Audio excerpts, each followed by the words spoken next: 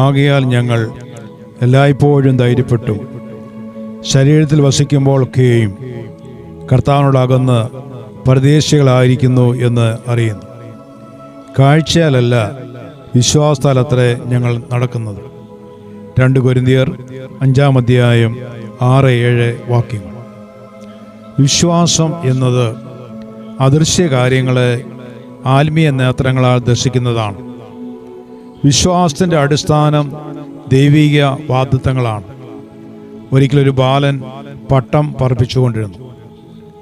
ആ പട്ടം പറന്നുയർന്ന് ദൃഷ്ടിക്ക് അഗോചരമായ സമയത്ത് അതുവഴി കടന്നുപോയ വൃദ്ധനായ ഒരു മനുഷ്യൻ ബാലനോട് ഇങ്ങനെ ചോദിച്ചു: നീ ഉയരങ്ങളിലേക്ക് പറപ്പിച്ച പട്ടം കാണുന്നില്ലല്ലോ, അതെവിടെയെങ്കിലും പോയി വീണിരിക്കാമല്ലോ. ഈ അവസരത്തിൽ ആ കുട്ടി വൃദ്ധനോട് ഇപ്രകാരം മറുപടി നൽകി: ഇതാ നോക്കൂ, എൻ്റെ കയ്യിലിരിക്കുന്ന ചരട്, ആ ചരടാണ് പട്ടത്തെ നിയന്ത്രിക്കുന്നത്. എനിക്ക് ഇപ്പോൾ പട്ടത്തെ കാണാൻ സാധിക്കുന്നില്ല എങ്കിലും അത് പറക്കുന്നു എന്നുള്ള ശക്തി എൻ്റെ ചരടിൽ ഞാൻ രുചിച്ചറിയുന്നു.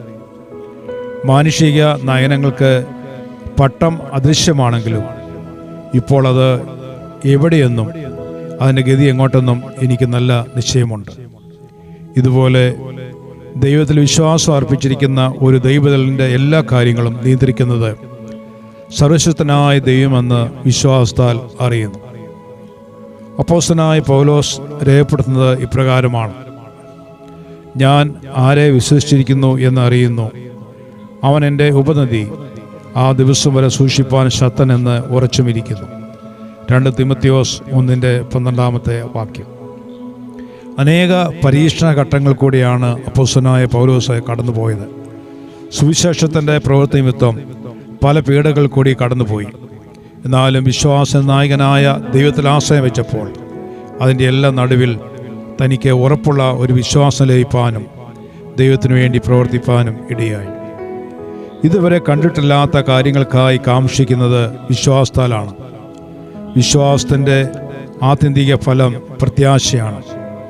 കണ്ടിട്ട് വിശ്വസിക്കുകയല്ല, കാണാതെ വിശ്വസിക്കുക എന്നത്രേ യഥാർത്ഥ വിശ്വാസം.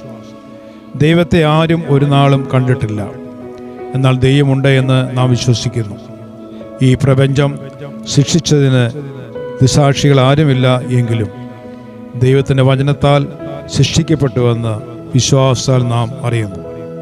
അതുപോലെ സ്വർഗമുണ്ടെന്നും എത്രയും വേഗം സ്വർഗത്തിൽ എത്തിച്ചേരുമെന്ന് പ്രതിഫലം വാങ്ങുവാൻ കാന്തനായ കർത്താവുമൊത്ത് നാം യുവാഗ്യവും പാർക്കും എന്നും വിശ്വാസത്താൽ അറിയുന്നു. വിശ്വാസത്താൽ നാം അതിനായിട്ട് കാത്തിരിക്കുന്നു.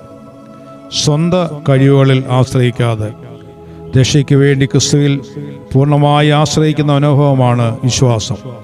വിശ്വാസം പ്രത്യാശയുടെ ഉറപ്പാണ്. ഒരു കപ്പലിന് കൊടുങ്കാറ്റിൽ നങ്കൂരം പ്രയോജനപ്പെടുന്ന പോലെ വിശ്വാസം കഷ്ടയുടെ നടുവിൽ വിശ്വാസിയെ ഉറപ്പിച്ച് നിർത്തുന്നു.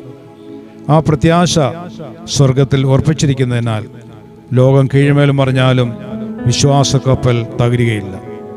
പ്രതികൂല കാറ്റുകൾ എത്ര ശക്തമായി ആഞ്ഞടിച്ചാലും വിശ്വാസം നഷ്ടപ്പെട്ടു പോവാനോ കുറഞ്ഞു പോവാനോ ഇടയാകാതെ വിശ്വാസത്തിൽ സമ്പന്നരായിരിക്കുവാൻ നാം ശ്രമിക്കണം.